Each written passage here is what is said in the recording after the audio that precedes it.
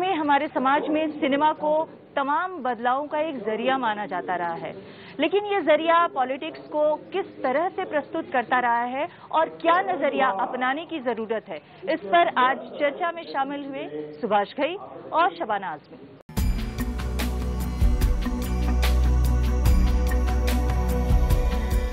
My respected Mrs. Shabana Azmi ji, Professor S. Satyanarayana ji, Vice Chancellor, Omania University, Dr. Vishwanath D. Karj ji, Rahul Karj ji, and my respected Subhash Ghai ji, and dignitaries, and my students and dignitaries, my sons and daughters, thank you. I especially thank to Mr. Rahul, who has given me this opportunity to be here among you. And on this a very nice occasion, I never expected that such a love and affection will be bestowed upon me, which I never expect in my life. So I thank you, Mr. Karm. इससे पहले कि मैं आपसे कोई और बात करूं, मैं आपको इस टॉपिक की बात करूं, मैं आपको एक बच्चे की कहानी छोटी सी सुनाना चाहता हूं। एक बच्चा था, पाकिस्तान और हिंदुस्तान बना। उसने अपनी आंखों से हिंदुस्तान और हिंदुस्तान का बंटवारा बनते, एक तरफ पाकिस्तान की तरफ लोग जाते, दूसरी तरफ हिंदुस्तान को पाकिस्तान की तरफ से लोग आते। किस तरीके से कटाबटी हुई, किस तरीके से लोगों को मारा गया, किस तरीके से बहू बेटियों की इज्जत लूटी गई, किस तरीके से लोगों को घर बेघर होना पड़ा, ये सब कुछ उस बच्चे ने अपनी आंखों से देखा।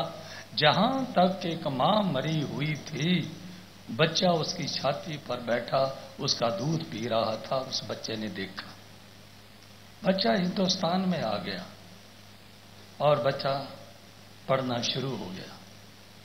8वीं तक पढ़ता रहा, लेकिन हालत न ऐसी करवट ली, पता नहीं क्या हुआ, कैसे हुआ कि वो बच्चा पढ़ाई छोड़ गया। जिस वक्त वो पढ़ाई छोड़ गया तो उसके बाप को बहुत फिक्र हुआ। उसने अपने रिश्तेदार बुलाए, उनके सामने रिश्तेदारों ने मिन्नत की, यहां तक कि उसके बाप ने उसके पांव पर अपनी पगड़ी उठाकर उतार कर भी रख दी, लेकिन बच्चा पढ़ने के लिए राजी नहीं हुआ राजी। बाप की मिन्नतों के बावजूद, रिश्तेदारों की मिन्नतों के बावजूद वो बच्चा नहीं पढ़ा। कारखाने में भर्ती हो गया। कारखाने में 25 रुपए मिलते थे उसको, लेकिन वहां एक ड्यूटी थी हर वर्क काम करने वाले की। वो ये थी कि हर एक इंसान, एक काम करने वाला, रोज एक दिन फिल्म देखने के लिए जाता था। फिल्म देखने जाता था, सभी लोग उसको पैसे इकट्ठे करके 1 रुपया उन दिनों में देते थे। 2 आने रिक्शे के लिए जाने के लिए, 2 आने आने के लिए, और 10 आने फिल्म देखने के लिए, 2 आने उसकी चाय पीने के लिए। वो बच्चा छोटा था, 25 रुपए तनख्वाह थी। मालिक अपनी जगह भी उसको भेजता था, जो बड़ा मिस्त्री था वो भी अपनी जगह उसको भेजता था, और वो बच्चा अपनी जगह भी जाता था। उसको फिल्म देखने का बहुत मौका मिलता रहा। आखिर एक दिन उसकी जिंदगी में जो इनकलाब आया, उसने लड़की फिल्म देखी, और उसमें क्या था, वजंती माला जी उसमें एक हीरोइन थी। वो प्लेयर के तौर पर काम कर रही थी, उसके चोट लगी। अगली सुबह जब डॉक्टर वजंती माला जी की खबर लेने के लिए आता है, तो वो कहती है, हेलो डॉक्टर, गुड मॉर्निंग। जिस बच्चे को मां बाप की मिन्नतों को, रिश्तेदारों की मिन्नतों पर कोई असर नहीं हुआ, उस बच्चे ने उसी वक्त सोचा, मैं तो बहुत पीछे रह गया, ये लड़की तो इंग्लिश बोल रही है, इसलिए मुझे भी इंग्लिश बोलनी चाहिए, सीखनी चाहिए। नतीजा क्या हुआ कि वो नहीं माना, लेकिन अब उसके मन में थी कि अब मैं स्कूले जाऊं कैसे। मैंने अपने बाप को भी ठकरा दिया, सभी रिश्तेदारों को भी ठकरा दिया कि मैंने नहीं पढ़ना, पढ़ूं कैसे, स्कूल कैसे जाऊं। वो देख रहा था कि कैसे जाऊं। किस्मत अच्छी थी कि उसका एक अंकल मिलिट्री से आ गया। तीनों बाप, बेटा और उसका अंकल जा रहे हैं। बाप ने अचानक एक बात कर दी, कहने लगा मैं तो चाहता था कि बड़ा बेटा मेरा पढ़ा नहीं, मैं चाहता था कि मेरा छोटा बेटा पढ़ जाता, हमारा नाम रह जाता, लेकिन ये बच्चा मेरा पढ़ा नहीं। अंकल ने पूछा बेटे क्यों नहीं पढ़ा, तो पढ़ता क्यों नहीं? उसने कहा कि मुझे पॉकेट मनी नहीं देते। आखिर में बाप और बेटे में समझौता 5 रुपए में हो गया कि 5 रुपए आपको दिए जाएंगे। वो उस दिन संडे जा रहे थे, कल मंडे था। बाप ने कहा कि चलो बेटे तुम 1 हफ्ते के बाद स्कूले चले जाना, क्योंकि उस बच्चे के मन में आग थी, तड़प थी कि मैं कब स्कूले जाऊं। उसने कहा अगले मंडे की क्या बात है, मैं कल ही मंडे को चला जाऊंगा। नतीजा ये निकला जो मैं कहना चाहता हूं, वही बच्चे ने 10वीं पास की, उसी बच्चे ने बीए की, एलएलबी की, उसी बच्चे ने 20 साल के करीब वकालत की, वही बच्चा पॉलिटिक्स में इंटर हुआ, वही बच्चा 4 बार एमएलए बना, पंजाब विधानसभा का 2 बार स्पीकर बना, वही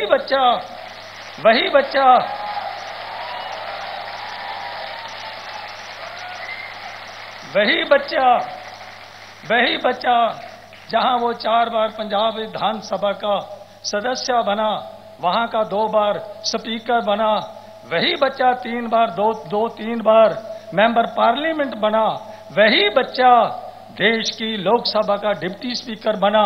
दुनिया में 3 संस्थाएं हैं पॉलिटिकल, एक है कॉमनवेल्थ पार्लियामेंट्री एसोसिएशन, जिस पर अंग्रेजों की कभी हुकूमत रही है, उन मुल्कों की संस्था है।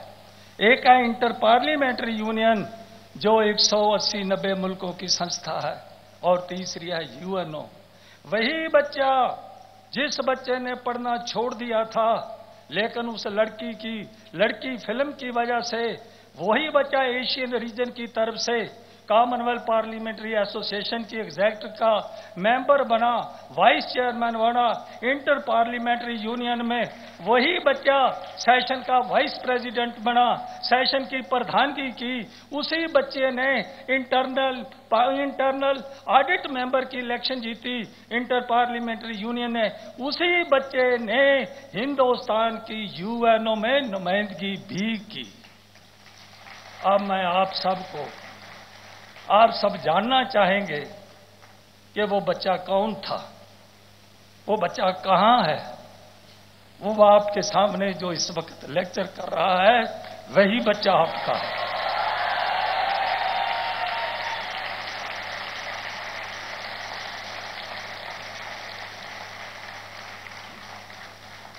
अब मैं आपसे 1-2 बातें करके जाऊंगा।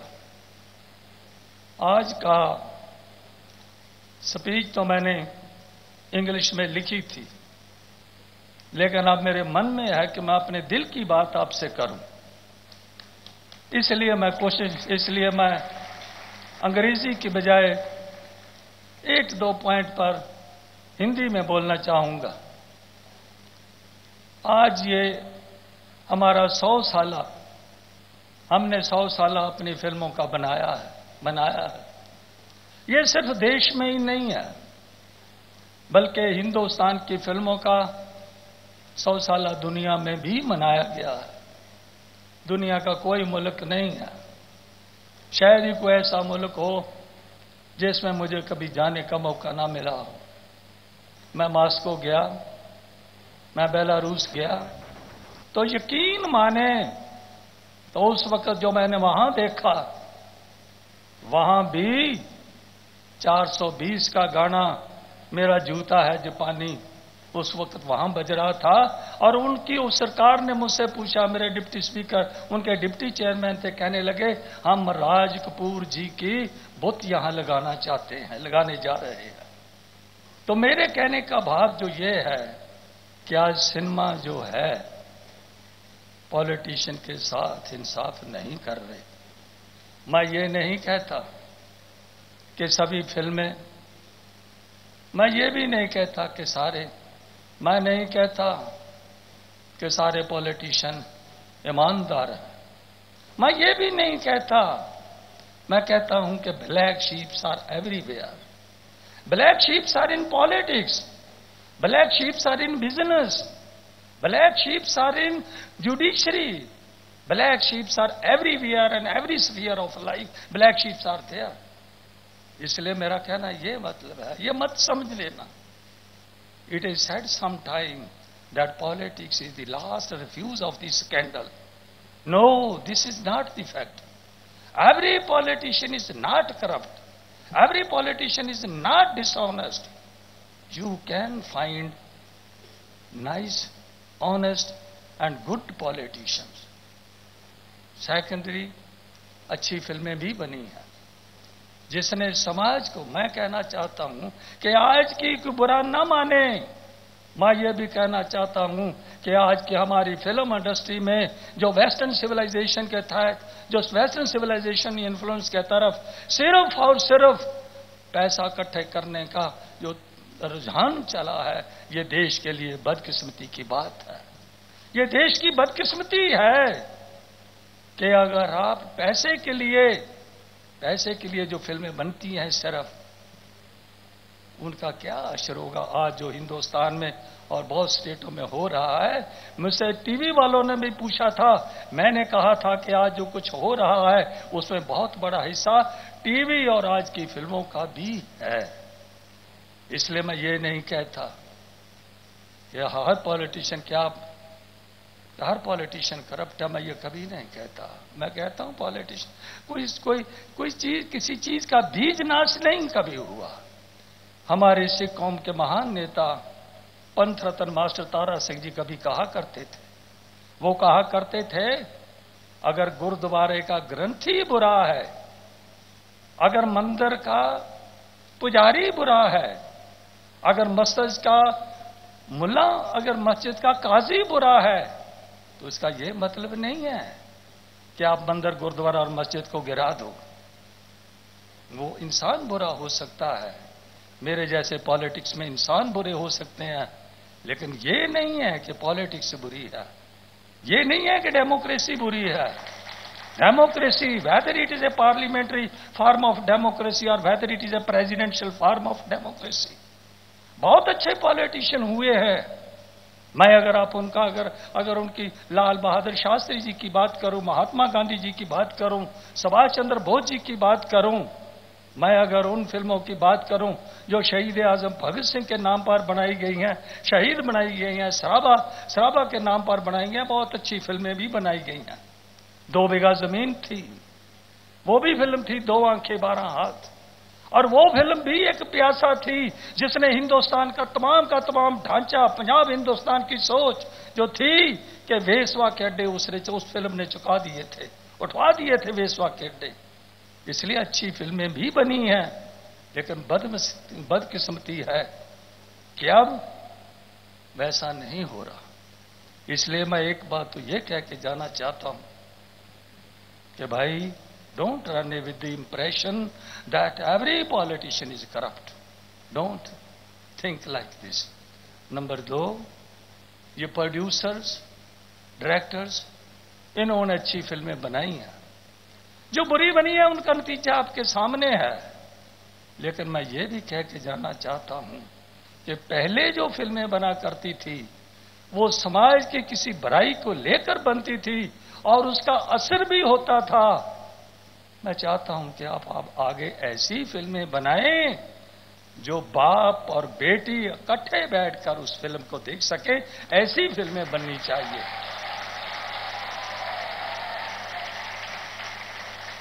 एक बात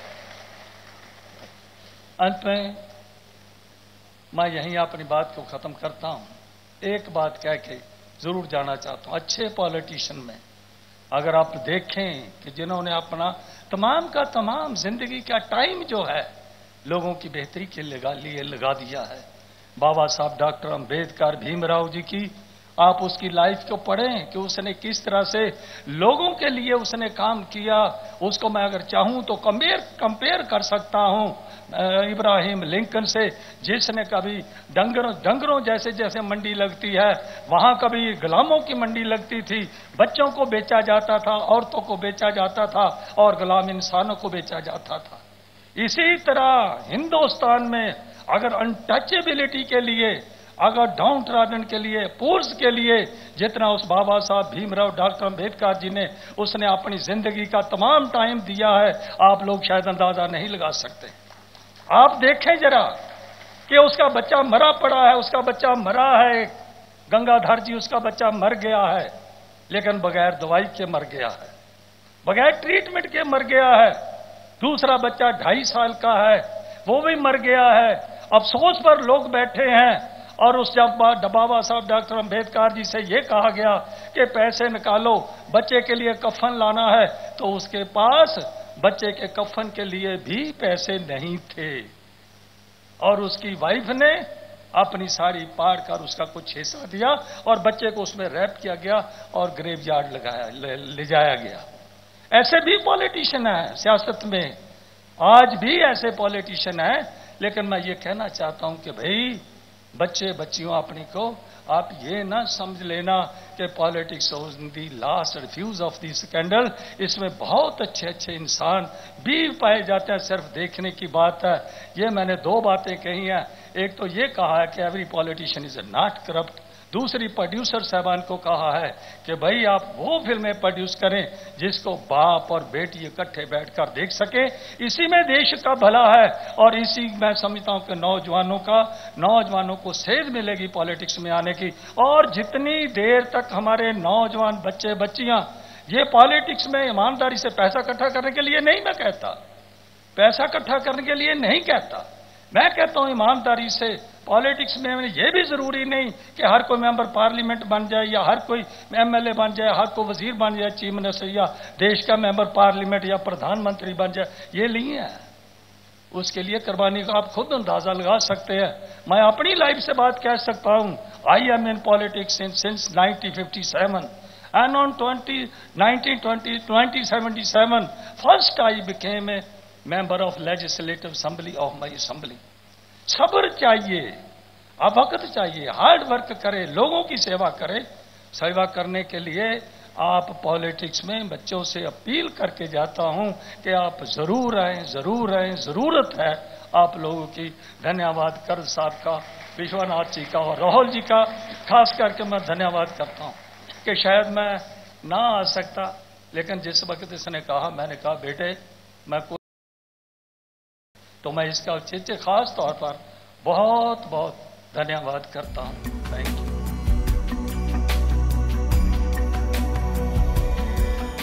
मंच पे बैठे सभी व्यक्तिगण साथियों, दरअसल हमारा जो टॉपिक दिया गया था वो है politics through the eyes of cinema. तो सही मानों में जैसे कि तृप्ति और शुभ ने किया था, हमको जो है सिनेमा का जो इतिहास है उसमें राजनीति का किस तरह का रोल रहा है इस पे बात करनी चाहिए। लेकिन अभी जब हम लोग पीछे बैठे हुए थे, राहुल साहब ने मुझसे ये कहा कि दरअसल मकसद तो ये है कि हमारी जो युवा पीढ़ी है उसको हम किस तरह से प्रेरणा दे सकें कि वो राजनीति से अलग होके ना बैठें, राजनीति में पूरी तरह से अपना रोल निभाएं। तो आप जो है टॉपिक को थोड़ा सा ब्रॉड कर लें। पिछले दिनों में मैं एक यूनिवर्सिटी की डिबेट में गई थी और वहाँ एक युवा डिबेटर की जो ओपनिंग लाइन थी उसने मेरी दिल में एक तीर के समान जाके एक जगह बनाई और उसने ये कहा था, जो मैं दोहराऊंगी, हमको आजादी आधी रात को मिली थी, हमको आजादी आधी रात को मिली थी और सवेरा आज तक नहीं हुआ। ये बहुत दुख की बात है दोस्तों। और पिछले दिनों में जो हमने हमारे मुल्क में जो घिनौना हादसा हुआ है उस निर्भय लड़की को लेकर जब हम देखते हैं तो सही बात यह है कि हमारे मुल्क में अभी तक सवेरा नहीं हुआ है और ये तब तक नहीं हो सकेगा जब तक हमारे मुल्क में लड़की और लड़के दोनों को बराबर का दर्जा दिया जाए। तो मैं अपनी बात सीमित रखूंगी सिनेमा में जो औरतों का किरदार रहा है उसको लेकर और थोड़ी सी बातें आपसे करूंगी। आपसे बड़ी उम्मीद लगाकर मैं आई हूं। यहां कई बार ये कहा गया है और मैं दोहराऊंगी कि हिंदुस्तान की 50% आबादी आज 25 साल से कम की है। आप में बहुत शक्ति है बदलाव लाने की, रेवोल्यूशन लाने की। अगर आप नजर भर कर देखें दुनिया को तो जब जब और जहां जहां तब्दीली आई है, चाहे वो वियतनाम में हो, चाहे वो तियानमन स्क्वायर में हो, चाहे वो तहरीर स्क्वायर में हो, या अगर हम अपने हिंदुस्तान में क्विट इंडिया मूवमेंट को देखें तो सबसे पहले जो बदलाव लाया है वो युवा पीढ़ी ने। तो ये आपकी शक्ति है, आप अपनी शक्ति को पहचानिए और आप ये समझिए कि जो बदलाव हमारे देश में आना जरूरी है इसका बोझ मैं नहीं कहूंगी, बोझ शब्द ठीक नहीं है, लेकिन इसकी जो जिम्मेदारी है वो आपको निभानी है और आप इसको पूरी तरह से नहीं निभा सकते जब तक जिस चीज को हम डेमोक्रेसी कहते हैं। डेमोक्रेसी का मतलब क्या है? डेमोक्रेसी में होना तो ये चाहिए कि जो आम जनता है, जो पब्लिक है, जो वोट देती है, वो एजेंडा सेट करे, वो कहे कि हमको इन चीजों की जरूरत है और जो राजनीतिक दल हैं और जो सरकार है वो उस बात को माने। इसको कहते हैं पार्टिसिपेशन। इसके लिए एजेंडा बनाना जरूरी है और ये एजेंडा आपको बनाना जरूरी है, कुछ जिम्मेदारियों के साथ और कुछ हक मांगने पर। जब हम हक मांगते हैं तो हक के साथ साथ जिम्मेदारी भी निभाना जरूरी होता है। तो जब पिछले दिनों में यह हादसा हुआ तो समाज के जो तमाम तत्व हैं उन्होंने ये सोचा कि सही मानों में अगर हमको बदलाव लाना है तो बजाय इसके कि हम इस सेक्शन को और उस सेक्शन को और इस सेक्शन को कहें जो पूरे राजनीतिक लोग हैं वो खराब हैं, पूरी पुलिस खराब है, पूरे लॉयर्स खराब हैं, पूरे फिल्म्स खराब हैं, हर चीज खराब है, अगर हम ऐसा ही करेंगे तो बदलाव थोड़ी आ जाएगा। बदलाव तो तब आएगा जब हर एक तत्व अपने अंदर झांक के देखेगा और ये कहेगा कि हम क्या कर सकते हैं बदलाव लाने के लिए। और मैं आपसे कह दूं कि काफी हद तक जो फिल्म इंडस्ट्री है उसने यही मान के चला है कि फिल्म मनोरंजन का एक बहुत बड़ा जरिया है और हमको मनोरंजन के अलावा कुछ करने के लिए जरूरत नहीं है। मुझे इस बात से कोई आपत्ति नहीं है, जरूर आप कला को मनोरंजन का एक तत्व, एक हिस्सा बनाएं, लेकिन सही बात यह है कि आजकल जो जिसको हम मनोरंजन कह रहे हैं उस मनोरंजन के बारे में हमें दोबारा सोचना पड़ेगा, उसको रीडिफाइन करना पड़ेगा। मनोरंजन किस चीज को कहते हैं उसके ऊपर हमें ध्यान देना पड़ेगा। मेरी ये बहुत खुशकिस्मती है कि जिन फिल्मों में काम करने का मुझे मौका मिला है उसमें खास तौर से औरत को लेकर बेहद स्ट्रांग, बेहद मजबूत और बहुत बदलाव लाने वाले कैरेक्टर्स का मुझे मौका मिला था। मुझे याद है कि मैं फिल्मों में काम कर रही थी और कुछ खास इस बात पे ध्यान नहीं देती थी कि सचमुच मेरी भी कोई जिम्मेदारी है। और अर्ली 80s में एक फिल्म आई थी महेश भट्ट की अर्थ, पता नहीं उसमें आप लोगों ने देखी है कि नहीं, मगर आपके माता पिता ने जरूर देखी होगी। तो उस फिल्म अर्थ में ऐसा हुआ कि जब वो फिल्म बन गई, बहुत सिंपल सी कहानी थी कि एक मर्द अपनी बीवी को छोड़ता है और उसके बाद किसी और औरत के पास चला जाता है। ये बीवी पहले तो बहुत शैटर होती है, उसके बाद वो किसी तरह से अपने आप को समेट के और अपनी जिंदगी को सही रास्ते पे लाती है। तो वो शौहर वापस आता है और कहता है कि मुझे माफ कर दो। औरत जो रोल मैं करती हूँ, बीवी कहती है कि अगर यही गलती मुझसे हुई थी तो क्या तुम मुझे वापस लेते? और वो कहता है नहीं, तो लड़की उसके साथ वापस नहीं जाती, औरत उसके साथ नहीं जाती। इस बात को तकरीबन 30 साल होने के लिए आए हैं।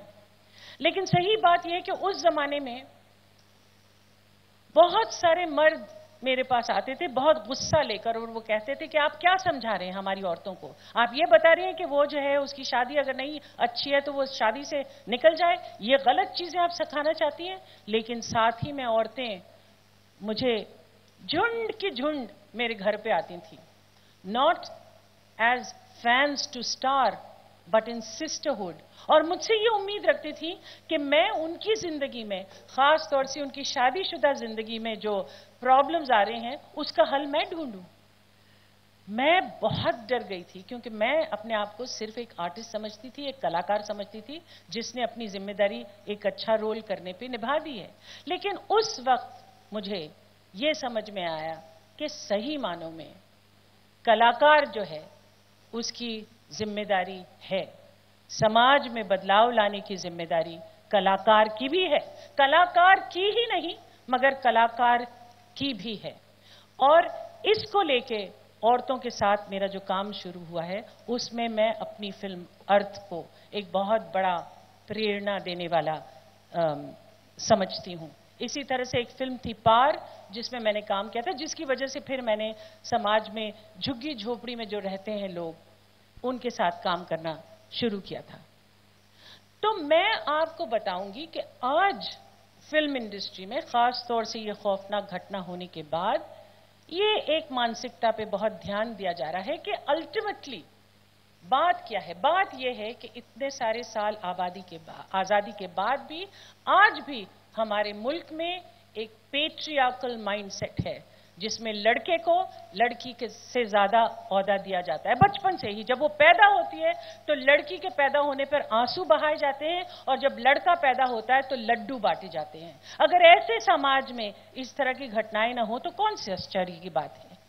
हमको अपनी मानसिकता को, जिसको हम पेट्रियार्कल सोसाइटी कहते हैं, उसको बदलना होगा। ये क्या बात है कि आप फिल्मों को कुछ भी कह दें, मगर क्या फिल्म में इस तरह से दिखाया गया है कि जब कोई भी बलात्कार का विक्टिम जाता है पुलिस स्टेशन पर तो बजाय इसके कि उसको हमदर्दी से उसके साथ बात करें, उसको एक बाप का प्यार दें, उसको एक भाई का प्यार दें, खुद पुलिस वाले इस तरह से बात करते हैं कि उसको लगता है कि दोबारा उसका बलात्कार हो रहा है। इस तरह की कड़वी सच्चाई है। उसके बाद उस लड़की को खड़ा करा जाता है कटघरे में और वहां उससे जिस तरह के सवाल पूछे जाते हैं उसको लगता है तीसरी बार उसका बलात्कार हो रहा है। तो क्या लड़की हिम्मत कर सकती है कि हमारे जो लॉ मेकर्स हैं वो हमारे साथ इंसाफ कर सकते हैं? तो क्या हमें इसमें बदलाव लाना जरूरी नहीं है? क्या ये शॉकिंग बात नहीं? हम सिनेमा की बात करते हैं, आप रियल लाइफ में क्या हो रहा है ये देखिए कि ये जो इंसिडेंट हुआ है उसमें अलग अलग राजनीतिक दल में जिस तरह के शब्द बोले गए हैं, शॉकिंग है।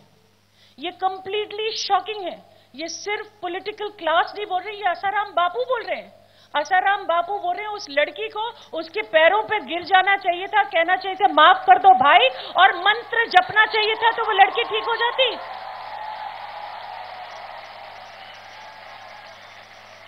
तो आप मुझे बताइए कि ऐसे समाज को बदलने की जिम्मेदारी क्या हम सबकी नहीं है? और उसमें सिनेमा को तो रोल है ही। सिनेमा तो अपने बारे में सोच भी रहा है, लेकिन सिनेमा के साथ क्या तकलीफ है मैं आपको बताऊं।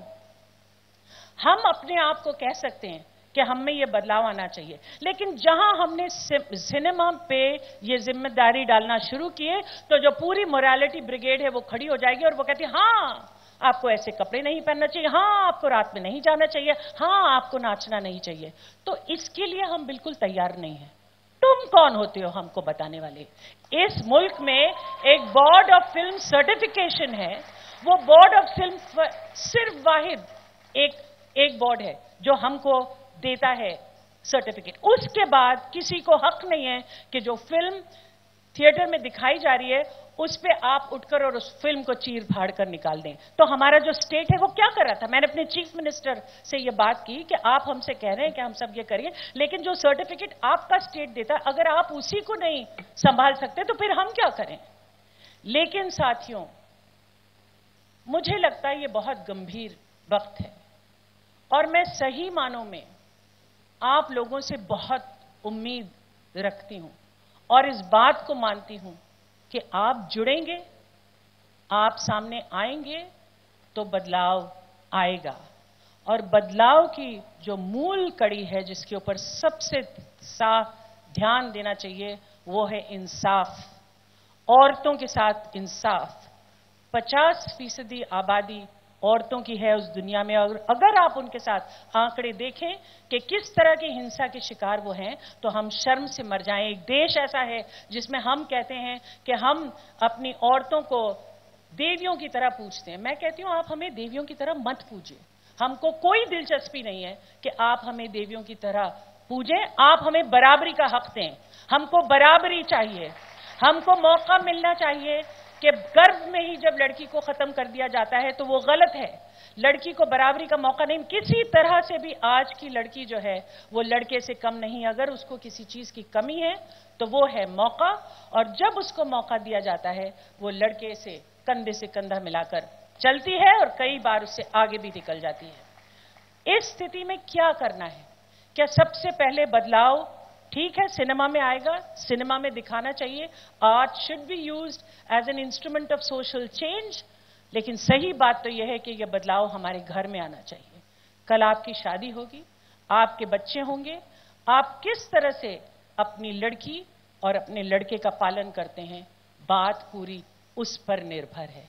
आज से 70 साल पहले कैफी आजमी साहब ने, जो मेरे पिताजी से 70 साल पहले एक अपनी नज्म औरत में ये कहा था, जिंदगी जहद में है सब्र के काबू में नहीं, उड़ने खुलने में है निखत खमे गेसू में नहीं, जन्नत एक और है जो मर्द के पहलू में नहीं, उसकी आजाद रविश पर भी मचलना है तुझे, उठ मेरी जान मेरे साथ ही चलना है तुझे। तो वक्त यह है कि हम समाज के सब वर्ग कंधे से कंधा मिलाकर चलें और कहें, चाहे वो राजनीतिक दल हो, चाहे वो पॉलिटिशियंस हो, चाहे वो लॉयर्स हो, चाहे वो स्टूडेंट्स हो, चाहे वो सिनेमा हो, अपने अंदर देखें, अपनी रूह को तलाश करें और इस बात पर पूरी तरह से चर्चा करें कि हम किस हद तक जिम्मेदार हैं और हमें बदलाव लाने के लिए क्या करना चाहिए। ये पूरी जिम्मेदारी आप पर है। आप बदल सकते हैं समाज को। बहुत शुक्रिया, धन्यवाद।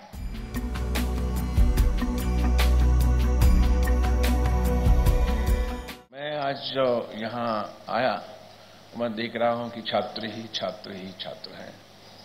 खूबसूरत चेहरे हैं, मुस्कुराते चेहरे हैं, कुछ परेशान भी हैं और कुछ मुस्कुरा भी रहे हैं। मुझे याद आ गया कि जब मैं छात्र था, मैं स्टूडेंट था, इसी तरह के कुछ भाषण मुझे याद आ गए कि मैं भी सुना करता था कि समाज को बदल डाले, राजनीति अच्छी होनी चाहिए। और कुछ रेस्टलेसनेस स्टूडेंट्स मुझ में भी थी, मेरे दोस्तों में भी थी। मैं ये फर्क देखता हूं 1960 से अभी तक। 60s में मैं ये महसूस करता था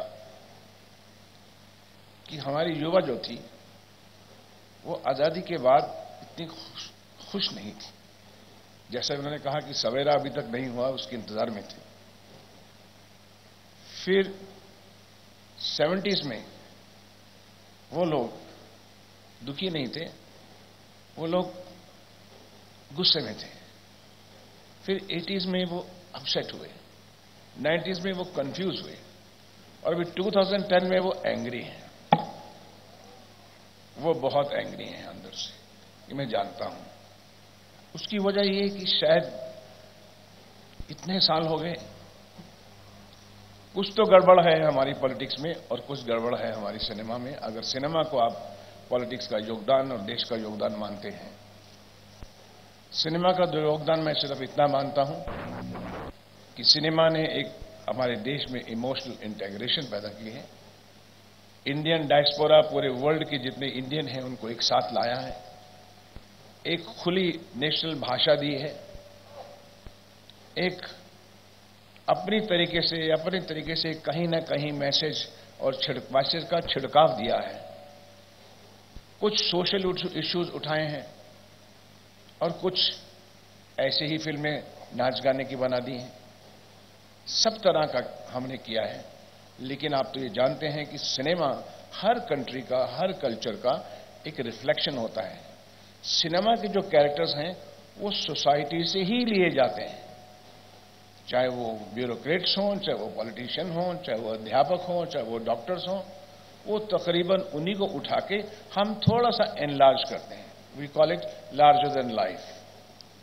फिर हम एक फिक्शन फिल्में बनाते हैं, एक कार्टून और एनिमेशन फिल्म बनाते हैं, उसका भी स्केचिंग करते हैं।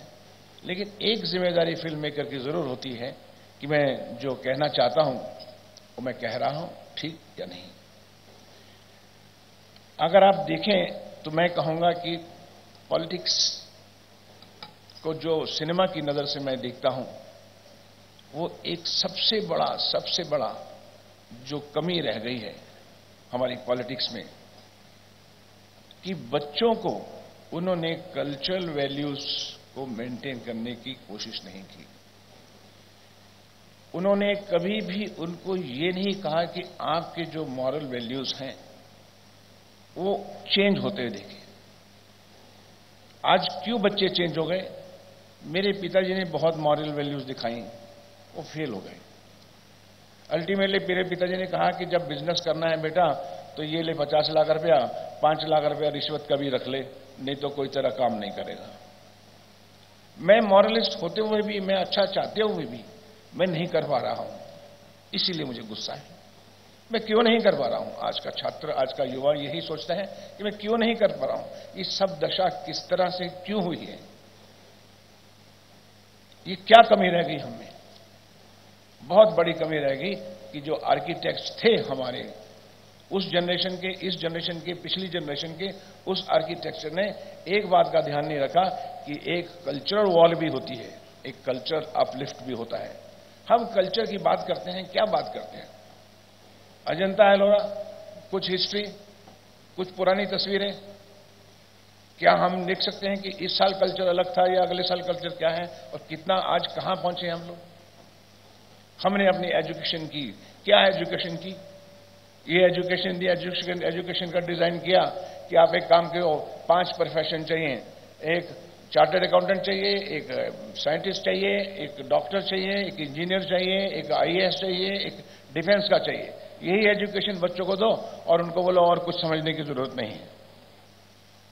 क्यों नहीं है समझने की जरूरत उसको? मेरी मां कहा करती थी एक बात कि बेटा याद रखना, जो स्कूल में पढ़ते हो उससे ज्यादा जरूरी है कि तुम अपनी जिंदगी को पढ़ो, अपनी जिंदगी को पढ़ो। ये स्कूल और ये कॉलेज जो हैं आपने बनाए हैं, ये सिर्फ एग्जाम के लिए बनाए हैं कि तू चार्टर्ड अकाउंटेंट बनेगा, पर इंसान कब बनेगा तू? पहले इंसान बनेगा, अच्छी सोच होगी, तब चाहे तू पॉलिटिशियन बन, चाहे तू फिल्म मेकर बन, तब तेरी सोच बनेगी। अगर आज पॉलिटिशियन के बारे में कहा जाता है कि 70%, 80% से हम लोग नाराज हैं, 20% अच्छे भी हो सकते हैं, लेकिन अगर जनरल एटमॉस्फेयर में उनका रिएक्शन क्या है, उनसे नाराज हैं, तो कहीं ना कहीं उनकी सोच में, उनके विजन में कमजोरी है। They are lacking some vision for this country for the last many years. They have to now understand.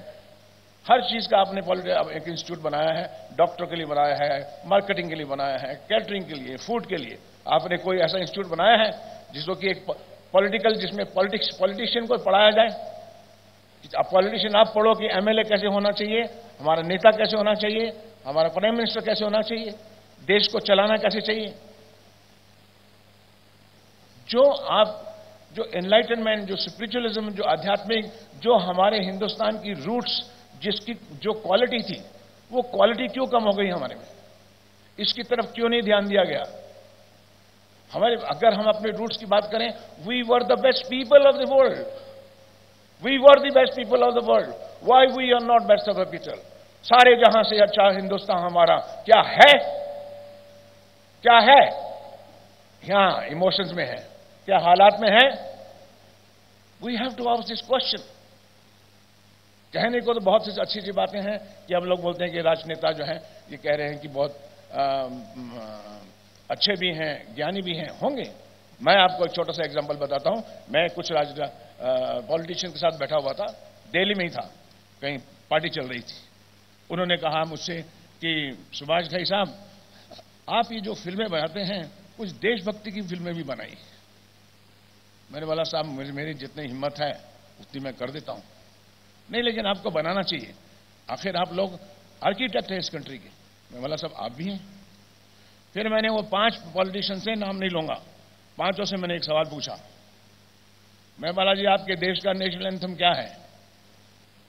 तो हंसने लगे, यार क्या बच्चों वाली बात कर रहे हो। मैं जानता हूं कि आपको मालूम है कि हमारे देश का नेशनल एंथम जन गण मन अधिनायक भारत भाग्य विधाता नेशनल एंथम है? जी हाँ है। आप में से मुझे को इसका मतलब बता दीजिए, ये 2 लाइनों का मतलब क्या है? कोई भी जवाब नहीं दे सका। कोई बाथरूम में चला गया, कोई टेलीविजन देखने लग गया। जिस बात की आप प्रतिज्ञा करते हैं, जिस पे खड़े होकर आप अपना मस्तक झुकाते हैं, जिस देश की बात करते हैं, उसके बारे में आपको अर्थ नहीं मालूम है, तो क्या विजन होगा आगे? क्या इंटेलिजेंस होगी? More than knowledge and experience, intelligence is required sir. We need our children to think. We don't want job doers. We don't want memory based education. ये एग्जाम है, ये 6 क्वेश्चन के लिए तुमको पूरा साल रगड़ के हम पागल कर देंगे, लेकिन कुछ सोचना मत। मैं जिस वक्त फिल्म इंस्टीट्यूट खोलने के लिए गया, मैंने सोचा कि जब भगवान ने मुझे सब कुछ दे दिया है, अब 25 साल हो गए हैं, इतना पैसा आ गया है, मैं भी आने वाली कुछ जनरेशन के लिए करूं। क्योंकि सक्सेस के बाद आदमी 2 ही रास्ते चुनता है। जब उसको सक्सेस होती है, वो या तो वो पावर हंग्री हो जाता है और सक्सेस चाहिए उसको, और सक्सेस चाहिए, या फिर वो अपनी सक्सेस को शेयर करता है बच्चों से, दुनिया से, समाज से, देश से। मैंने सोचा चलो हम ये करते हैं। 100 साल के फिल्म इंडस्ट्री के सिनेमा में बॉम्बे में एक भी फिल्म स्कूल नहीं था। मैंने बोला मैं फिल्म स्कूल खोलता हूं। मैं फिल्म स्कूल खोलने के लिए एक बैग उठाया, कैमरा लिया, मैं 25 देशों में गया। कम से कम मैंने 48 फिल्म स्कूल्स का अध्ययन किया। क्या सिलेबस होता है, क्या टीचर्स होते हैं, ये कैसे पढ़ाते हैं, और कौन सा मेथोडोलॉजी है जिसमें कि हमारे बच्चों का स्किल डेवलपमेंट हो सके। और मुझे ये पता लगा कि हमारी तो टोटल एजुकेशन में ही एक बेसिक डिफरेंस है। हमें बच्चों को वाया कि रट्टा मार, क्योंकि तुम्हारे ऊपर प्रेशर सिर्फ 6 क्वेश्चन का है। मैं सारा साल तो पढ़ना नहीं चाहता, क्योंकि मैं कुछ आर्टिस्ट हूं, कोई ये है, कोई है। लास्ट मंथ मुझे पढ़ना है, और लास्ट महीने में 1-2 महीने में पढ़ के मुझे मेमोरी करके ये जवाब देने हैं, डिग्री लेनी है, नौकरी करनी है। ये मेरे पास एक मोबाइल है, आज है आपके हाथ में। ये मोबाइल आप सब चलाना जानते हैं, लेकिन इसका मैकेनिक बनना है आपको तो 3 दिन में बन सकते हैं। इसका इंजीनियर बनना है आपको मोबाइल का, 6 महीने में बन सकते हैं। लेकिन क्या हमारे में से कोई डिजाइनर है? नहीं। ये है एजुकेशन हमारी। We have not produced many thinkers, we need to produce thinkers. हमारे आने वाले बच्चे थिंकर्स होने चाहिए। उनके ऊपर इतने एग्जाम्स का, इतनी चीजों का बोझ मत डालिए, इतने परेशान मत कीजिए। Let us revise the whole thing, let us revisit the whole thing. We are trying to compare our country with other countries. We need skill based education. मैं उसी तरह से फिर मैं आया, फिल्म इंस्टीट्यूट जो है मिसलिंगवुड जो मैंने बनाया, उसके लिए मैं 3 साल मैंने रिसर्च वर्क किया। उसके बाद मैंने खोला, सरकार से मदद मांगी, सरकार ने हमारे एग्रीमेंट दिया। 10 साल के बाद बोला स्कूल बंद कर दीजिए, क्योंकि हम लोगों ने फॉर्मेलिटी पूरी नहीं की थी। ये हुआ इस देश का। तो अब कहां कहेंगे? मैं अपनी पीड़ा की बात नहीं कर रहा हूं, ये पीड़ा हर जगह है, हर जगह है ये पीड़ा। तो अच्छे पॉलिटिशियन जो मैं सिनेमा के पॉइंट ऑफ व्यू से देखता हूं, तो मैं सिनेमा के पॉइंट ऑफ व्यू से एक अच्छे प्रीस्ट को भी देखता हूं, एक स्पिरिचुअल नेता को भी देखता हूं, एक डॉक्टर को भी देखता हूं, एक आर्मी आदमी को भी देखता हूं। ये मेरे कैरेक्टर्स हैं, ये मेरे 12 कैरेक्टर्स हैं। मैंने तो कभी नहीं दिखाया कि एक डॉक्टर जो है वो बैंक लूट रहा हो। डॉक्टर को मैं डॉक्टर ही दिखाऊंगा, लेकिन जो हो रहा है समाज में वो तो मैं दिखाऊंगा।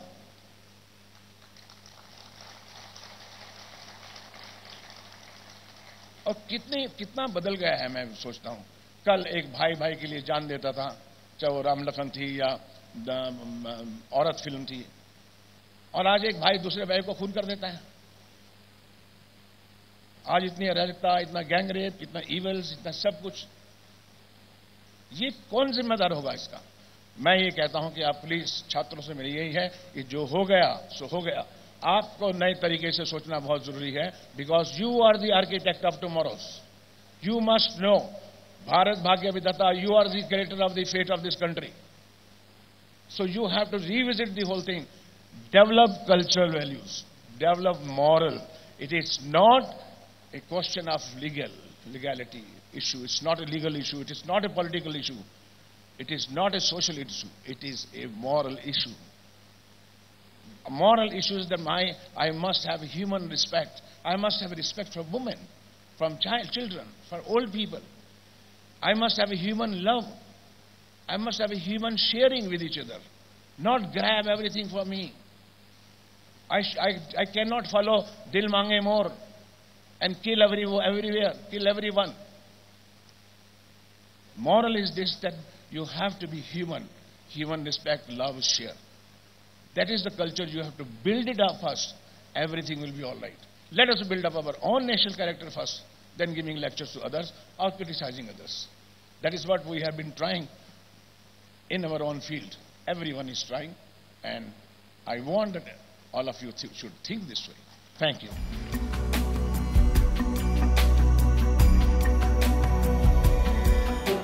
छात्र संसद के दूसरे दिन युवाओं की तरफ से गुजरात के सवाल पूछे गए, असम के सवाल पूछे गए, जम्मू कश्मीर के सवाल पूछे गए और समाज में जो आंदोलनरत लोग हैं उनके तमाम इश्यूज को भी उठाए गए. ये छात्र संसद कल भी जारी रहेगा और युवाओं के सवाल कल भी जारी रहेंगे, वक्ता भी रहेंगे, लेकिन उम्मीद है कि इस छात्र संसद से कुछ युवाओं को नई दिशा जरूर मिलेगी. फिलहाल नमस्कार.